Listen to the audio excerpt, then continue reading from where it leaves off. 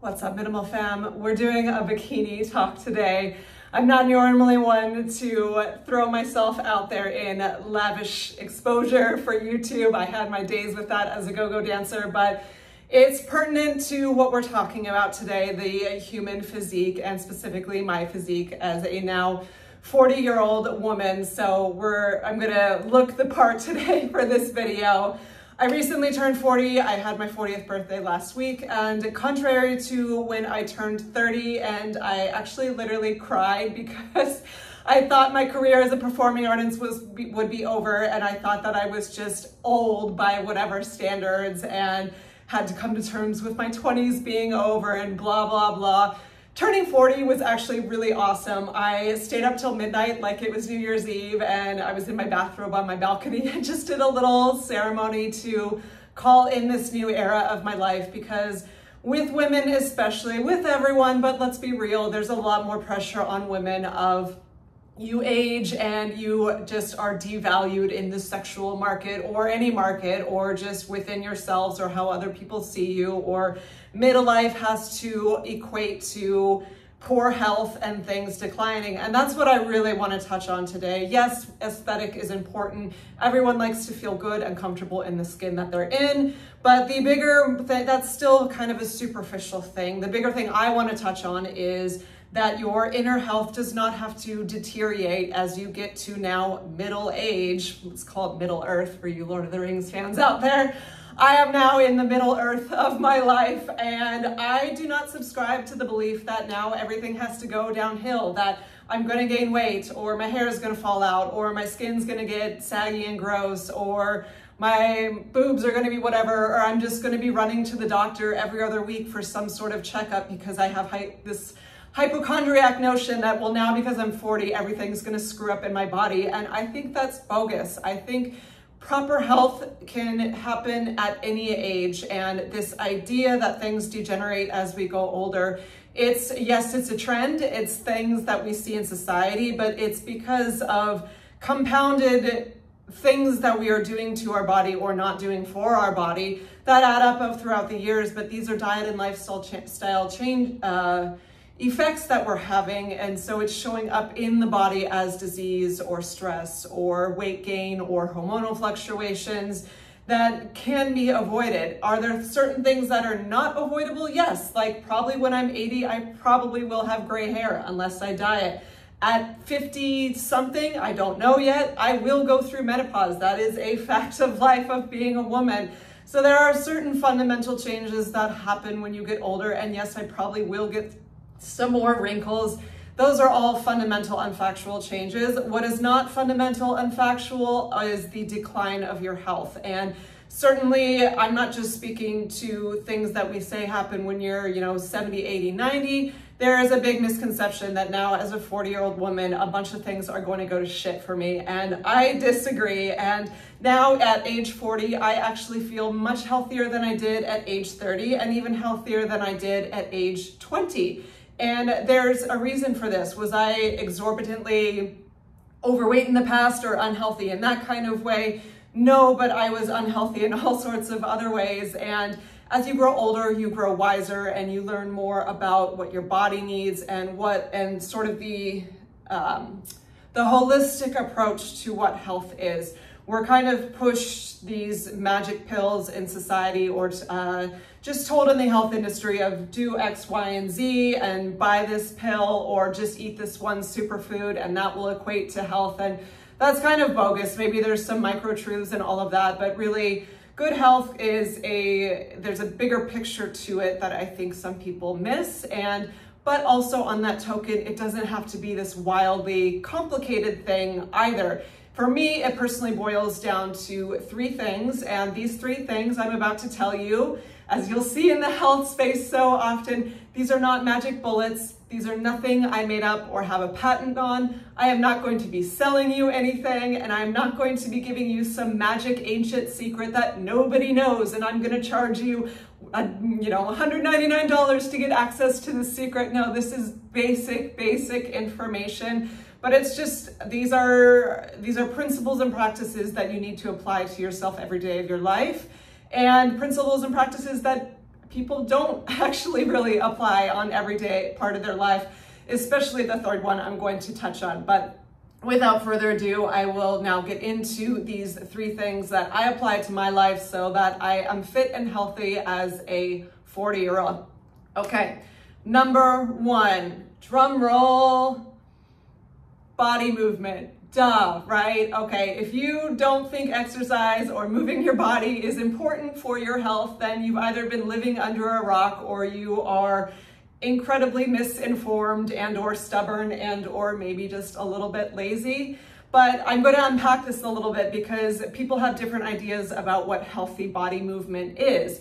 For me, I used to be a professional athlete. I was on the United States national team as a competitive synchronized swimmer, and then I did a Cirque du Soleil style show in Las Vegas. So putting my body through rigorous, hardcore training in the pool up to 10 hours a day and doing weights and plyometrics and Pilates and aerial training when I was in the show in Vegas, trapeze training, all sorts of crazy, fun, but overly abusive things to my body. And that had a massive toll on me. While I did it because it was my passion and it was my work and my path in life and my goal to try and make the US Olympic team, it took a long time to deconstruct that mentality that fit means training 10 hours a day. While yes, that will make you super fit, it is totally not necessary. It took me most of my 20s, because I was still performing in my 20s anyway, but it took a long time to deconstruct this idea of exercise addiction almost, because I was so used to the physical brutality of punishing myself with 8 to 10 hours of physical activity, and not just like leisurely activity, like getting beaten down in the pool level activity. I remember, for those of you that don't think synchronized swimming is difficult, we would have Navy SEALs come to try and do our training and they couldn't, but that's another video.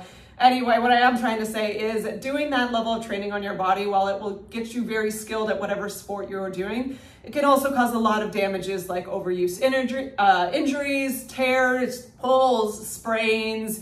I had a horrible injury called costral congiitis. That is basically where all of the tissue connecting my ribcage to my sternum started to rip, and then it was ripping so much it caused stress fractures in my sternum. That was incredibly painful and took years to heal, and that is just one of many, many things. I had many friends that had multiple shoulder, knees, elbow surgeries. It's not fun. And in today's workout culture, in some, not to hate on Gymshark, but that's just one of those brands you hear out there, or like the CrossFit World or P90X or whatever the hell is even out there, there can sometimes be this push of, in order to be fit, you just have to do as much as possible. And if you're not losing weight, then just keep doing more. And that is really unhealthy and can cause a lot of damage. Unless you really are a competitive, like you want to do ultra marathons and really push yourself because it's a physical but an emotional and spiritual commitment to go through that, then that's great, cool, go do that. But if your goal is just to be fit and healthy, you do not need to punish yourself for hours and hours and hours in the gym or on the pavement each day, because one, that can cause damage, especially if you don't totally know what you're doing with your training. And 2, it can cause your body to go into a stress response. When your body is stressed, you will produce loads and loads of cortisol, whether it's the physical stress you're putting on yourself or the mental stress of you already have a full schedule, but you make yourself get up at 5 a.m. to go pound it out in the gym every day. You're gonna be loads full of cortisol. And what is cortisol? It's an anabolic hormone. It will make you hold on to weight. It's an evolutionary thing, because back in the day, if we were under stress and as humans didn't have food or were running from tigers or whatever, the body would hold on to weight as a survival mechanism, because then it could, if you're starving, you can go into ketosis and burn fat in an emergency situation. But that it's an old evolutionary thing of, oh, I'm super stressed, let's hold on to fat and weight so that we don't starve to death and die. The body is smart, but you don't want to willingly put yourself in that situation. So I think it's more, especially an American culture thing, but it's in other countries, just not as much, I don't think. But this idea that you need to suffer in the gym for hours a day to stay healthy is just not correct. There's a wonderful documentary, there's a few of them actually, but that talk about the blue zones, which are these groups around the world of like different pockets where people live till they have the largest groups of centenarians, basically people living into their hundreds. and not people living poorly into their hundreds, like strapped up to all sorts of IVs and, you know, breathing machines and in a hospital and immobile. These are people in their hundreds that are still out doing things in life and engaged in the world, and it's incredible. And the common, you know, there are many common themes, and I'm going to come back to this in a second here with point number 2, but one of them is just consistent, regular, functional fitness movements. What is that? Going for a walk, picking up your kids, doing physical labor, going on a hike or bike ride, or just gardening. These are basic movements that are not strenuous, and they're not rah, rah, rah, pump it up in the gym, but it's using your body every day on a consistent basis. And they're especially like walking up hills, things like that. That's very, very basic, but it's incredible how many humans are actually subtracted out of that. Their job is sitting at a desk, they commute in their car all day, and then they come home and sit on the couch and watch Netflix. And then they pay for a membership to a gym to go punish themselves on a treadmill or do all these weights, when they could just go outside and do some stuff. They could do a little bit of physical labor around the home instead of paying someone else to do it or whatever. And it would produce a lot healthier, more long-standing, sustainable results on the body. Now, of course, if you are very passionate about going to the gym and lifting weights and that elevates your spirit, like cool, awesome, keep doing that. I'm more speaking to people that have this mentality of they need to suffer through physical activity in order to have the body that they want, because that's simply not the case. Just get more regular physical movement. Walking, jogging, running can be great, but it can cause a lot of people injuries. Me personally, what do I do for my physical activity? It's 2 things. I have my at-home workout regime that I do, and it's not much of a regime. And then my job requires physical labor. I have elected to, I've talked about this in other videos, despite having a degree in business marketing, I went into the arts and was a performing artist for a long time. And after tapering out of that, having an office job and having a sedentary lifestyle where I'm just paid to be chained to a desk all day is absolutely not gonna fly for me. So even though I am sober and don't drink alcohol, I work as a bartender because it's great money, it's fun, and it's physical. I get paid to use my body, and 40 hours a week, I'm not only on my feet, but I'm shaking drinks, I'm lifting heavy glassware, I'm lifting heavy containers of like prepped drink, big juice batches or whatever, just bending, stooping, lifting, squatting, what the human body was designed to do. And yeah, it's not this measurable like workout plan in the gym, but I'm just functionally using my body, and it adds a lot. The workout routine I do on top of that is really not much. I twice a week do an at-home sort of like calisthenics training session, if you will.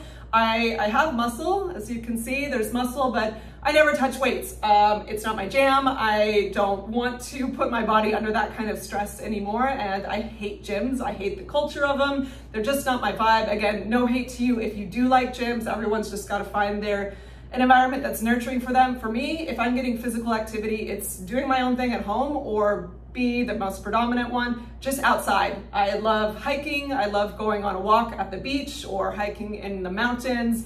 That's the main thing I do. So it's not a lot. My little calisthenics at-home routine is twice a week, and it takes about 20 minutes. If you do want to check that out, I have a video titled My Ultra Minimalist Workout Routine. It goes over everything that I do. Again, nothing is stuff that I made up or have a patent on, or this is Explorivore's exclusive workout and I'm gonna sue you if you copy it. No, it's like basic ass stuff like squats and planks, and I go over how to do those exercises to get the most benefit out of them, but it is very basic things. And then on top of that, the bulk of it is just regular functional human movements of using my body for my job and going on walks. And that is enough for physical maintenance for me.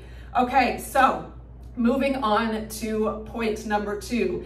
As important as point number 1 is, I would say point number 2 is more important. There's a statistic out there, and I take every statistic with a grain of salt because there's science to back. Science backs and conflicts it will support and deny every single point you could possibly make out there. That's why you just have to take everything with a grain of salt and at the end of the day, experiment for yourself. But there is a statistic out there that how you are in your body, your healthy, your fitness, whether it's your body fat percentage or your muscle toning or all of your hormones functioning correctly or just being at a healthy BMI, that is dependent 20% on physical movement, exercise, and 80% on diet. What you put in your body is extremely, extremely important. There's a phrase out there, you can't out-exercise a bad diet, and I 100% agree. You are what you eat. Yes, it's okay to have little treats here and there. If it's a birthday party, yeah, eat that piece of cake, or it's a wedding, like, yeah, have that glass of champagne, even though I won't, but having treats every once in a while is okay, but on a day in, day out basis, what you put in your body really, really does matter. And it doesn't have to be so extremely complicated. This diet, or be scared of that food, or you have to be counting that specific nutrient or going in Chronometer every day. It is way more simple than we have made it. And of course, humans have complicated everything so much. What it comes down to is eat real food. Just eat real food. That may sound so simple, but you may be so surprised at if you were to actually open up your cupboard or your freezer and look at all these packaged goods you have and read out all the ingredients, you probably won't know what half of them are. And it may say something like packaged like, oh, low carb, which is just some sort of marketing thing to get your attention, or they can slap the word keto on it. And so you think it's healthy, but if you look at the list of ingredients, it's garbage. And it comes, all these Frankenstein modification, weird ingredients that are non-ingredients, they're just chemicals that we're putting in food. It's not actually food. And so of course the body is having these incredible inflammatory responses, and then disease follows and weight gain follows and hormone malfunction will follow, because we're putting things in our body that we were not designed to eat. They were made in a laboratory. Every time human beings try to outsmart nature, it will come back and bite us in the ass. And that is absolutely what's happening in Western countries. The obesity rate in America, in Australia, I know it's bad in the UK. There are many other countries where the obesity rate has just skyrocketed. And then all of the subsequent health problems that come with that. Heart disease, hypertension, type 2 diabetes, liver failure, psoriasis, blah, blah, blah. The list is endless. These are diet and lifestyle related diseases. These are not things that should just be happening when you get older. These are because you're putting garbage in your body. If you focus on real whole foods that come straight from nature, your body will start to heal. For me personally, I have mentioned before, I eat a 100% vegan diet. I have been vegan for 10 years. And while I do want to give this disclaimer, not everyone watching this will want to be vegan or be willing to go vegan, and maybe there's some carnivores watching this, or whatever. I'm not here to convince you what is right to put on your body. I'm just going to give my own experience of what works for me.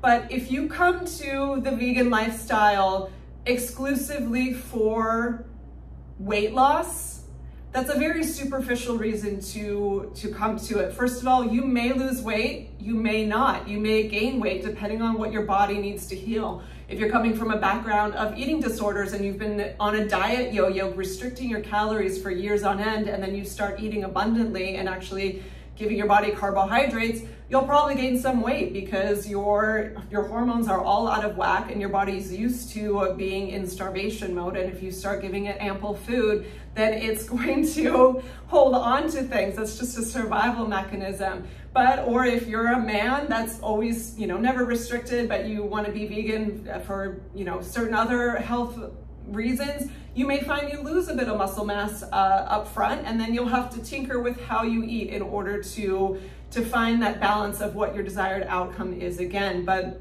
the bigger point I'm making is, if you come solely thinking of yourself and your outcome and your results and what the vegan diet can do for you, there's a good possibility you could fail, because you may not get the exact desired results you want right away.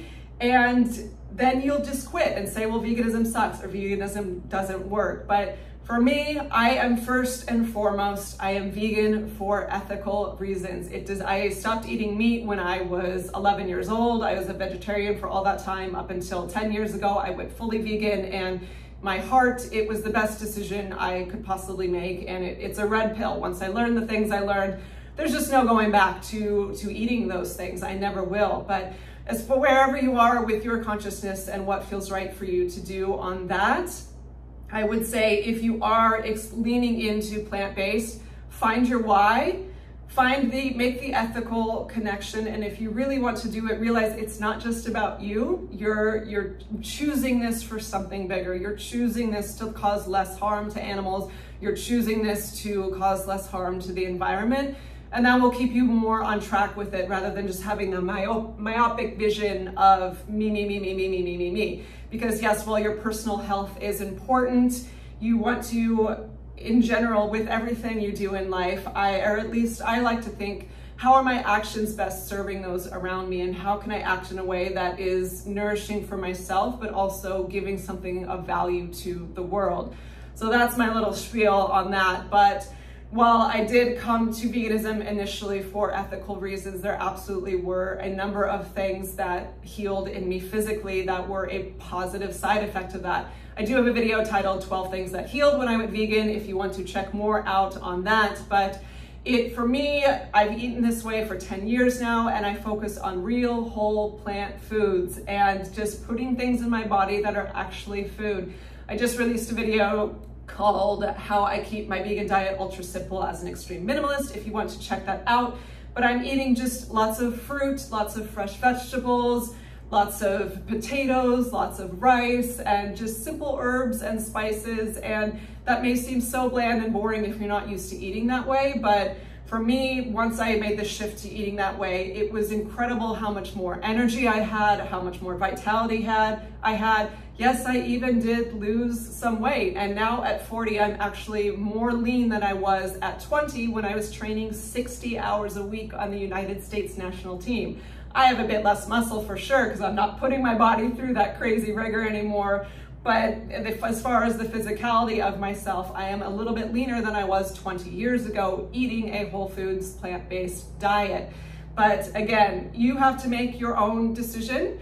I'm not going to chastise you for choosing to eat the way you eat, but even if you aren't willing to dabble in plant-based or vegan at all, I will say to you, please eat real food. Look at your ingredients. If it's something you can't pronounce or don't know what it is, it shouldn't be going into your body, and just keep things natural and simple. And of course, if you are going to consume animals, factory farming sucks across the board. I think even for those people who do consume meat, they can agree. I don't think anyone could consciously look inside a factory farm and say, yeah, that's cool, that's totally ethical and no problem at all that we're doing that. No, it's freaking horrible. And that's why even within the carnivore community, they have these things like ButcherBox and whatever that are supposed to support smaller local farms where the animals at least are outside and it's at least healthier for the animal. Would I personally do that? No, I wouldn't, but that's at least a better option if you are dead set on consuming animal products. So please just stick to eating whole, real, natural foods. And circling back to that Blue Zone, those documentaries, there's one, I think it's just called The Blue Zones on Netflix, but then there's also one with Zac Efron that he did that's about those blue zones. I forget the name of it. You could look it up, Zac Efron documentary, and you will find it very easily. But the overwhelming consensus of this Mediterranean diet is, yes, they eat a little bit of fish here and there and a little bit of meat more on special occasions, but their diets are predominantly whole foods, plant-based, and that is why they are having much more vitality and health into these longer years, because they're just putting proper, clean, easily digestible, easily assimilated, easy to prepare, and just nourishing good foods in their body that do not cause diseases. Okay, so that is diet. What is point number 3? You may be scratching your head. Well, we're over diet and exercise. What's point number 3? Is it supplements? Is it make sure you diet and starve yourself and count calories? No, neither of those. Point number 3, which I don't subscribe to either of those, by the way. I do not, you know, I've mentioned before, sometimes I eat later in the day because that's what my body's called to do for the day, but I don't adhere to a specific, you know, window. If I listen to what my body is feeling. If I am hungry, I will eat. If I am not, I will not. Supplements, I think, are bogus. I think everything we need can come from the foods that were given to us by nature. Again, as I said, every time human beings try to outsmart nature, it always comes back and bites us in the butt sooner or later. And I think the abundance of nature through all of these magical plant foods and things that the earth grew give us everything we need. So no, I'm not going to sell you any supplements or do any affiliate links to this whatever magical snake oil herb. Like, no, just eat real food. We touched on that. Point number 3 is the inner work. And I would say over what you're putting in your body, over how you're moving your body, what you're doing inside of your body with your energy is probably the most important thing and probably the most overlooked thing. If you are moving your body in the most perfect way, getting great healthy exercise every day, and you're putting clean, whole, real, natural food in your body every day, but you are not doing the inner work, you still will get sick. You still will face disease. You still will feel total imbalances in your body that may or may not completely disrupt your life, because the energy we carry inside our body has a massive effect. What am I talking about? This may sound kind of woo-woo to people, but more modern science is catching up to what nature already knew, and it's stored energy in the body, whether it's through trauma like a car accident or a death or childhood trauma or abuse or a crazy job on Wall Street that's stressing you out, or living in an unsafe neighborhood, or going through wartime presently or when you were younger, or the list goes on and on and on and on. The modern day world is so filled with trials and tribulations, and especially as children, even if we had loving parents that did a very good job, parents don't always know what they're doing and things happen. And as kids, we don't know how to discern between parents doing their best but messing up and that not meaning that they love us. We can take on so much as these little beings, and so much hurt can start to develop. And our parents, or at least I'm of the generation where my parents were baby boomers, and in the Midwest in the 70s and 80s, as my generation was coming into this land, this time, this Middle Earth, they did not have the tools to talk about their feelings and their emotions and process their own traumas. So they just passed it all on to their kids, even though they were well-meaning and did their best. That's how generational trauma happens. But as we begin to wake up more and more and have these conversations, and now you see younger generations on social media talking about, yeah, I have depression, yeah, I have anxiety, or yeah, this abuse happened when I was younger, this is how the healing starts. But there's still so much work to be done, because again, with people my generation and older, most of our parents weren't given any kind of tool or any kind of even opportunity to work through their own existential bullshit, if you will, because most of them were just kids who had kids. Back then, people had children a lot younger, and like 21, 22, and they didn't know who they were. They didn't know, they had their own pain, but they were probably not even aware of it, or didn't know how to voice it, or had no one to voice it to, or had no idea how to even begin to work through that. There were no, self-help healing books or the internet space like there is today. That wasn't around so much back then. So there's so many layers of trauma to work through, and maybe you won't agree with me, and that's okay. That's your truth. This has just been my own.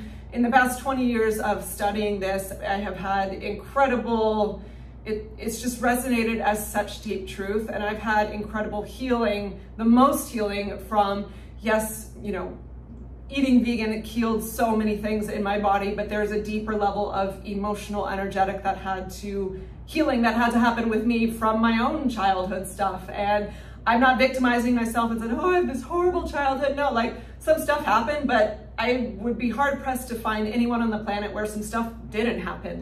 That's part of life, that's part of the human experience. And I think we are here to heal and go through these trials and tribulations and traumas, because when you do the work on it, it almost becomes this superpower. You do come out on the other end of it stronger. But on the flip side of that, if you are ignoring those old traumas, you didn't deal with that divorce that you have, you didn't deal with that parent that neglected you, you didn't deal with that person who abused you when you were younger, you haven't dealt with the fact that you have anxiety and you just take pills instead, which again, I don't have a judgment on that because I've even been there myself in years past in acute situations to get you out of desperation. Yes, it's wonderful we have those modern Western tools, but for long-term solutions, just taking something exogenous to fix your symptoms, it won't, and it's just going to compound problems more and more and more, and you have to start digging through those and release that energy. You have to feel it to heal it. You have to sit through that dark night of the soul, start processing. Yes, find a therapist if that resonates with you, talk to your best friends, or write a letter to the person that hurt you, or but the biggest way you can do it is by sitting through it yourself. And I do have another video titled How I Broke My Addiction to Stimulus. And while that talks about decluttering certain things like social media addictions or TV and Netflix and all of that, one of the biggest side effects of taking all of those distractions out of your life is that you have to come face to face with your inner emotions and your traumas and your depression and your anxiety and your anger and your fear and your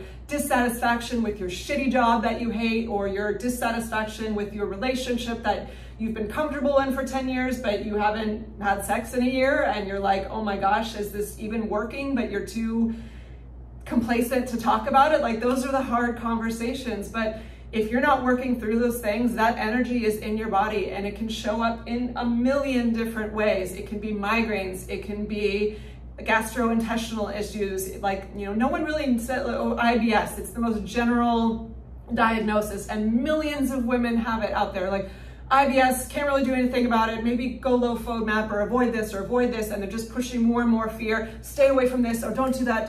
But your gut, your sacral chakra, your gut, that's your emotional center as a human being, especially as women, because we are emotionally wired creatures. And if you are hanging on to all this stress and anxiety and trauma and worry and fear, your gut is going to be super messed up. And it doesn't matter what the hell you do or don't eat, you holding on to all of that tension is going to cause massive problems in your body. And then I may get into trouble for saying this, and I'm not saying this is fact, this is my belief and opinion, but I think even more advanced diseases like cancers, that they can't figure out why that cancer developed in a healthy person, or just Alzheimer's, or there's endless physical things that can degenerate as the body gets older. And I think that's all just stored energy and trauma in the body, and you have to do the work to release it.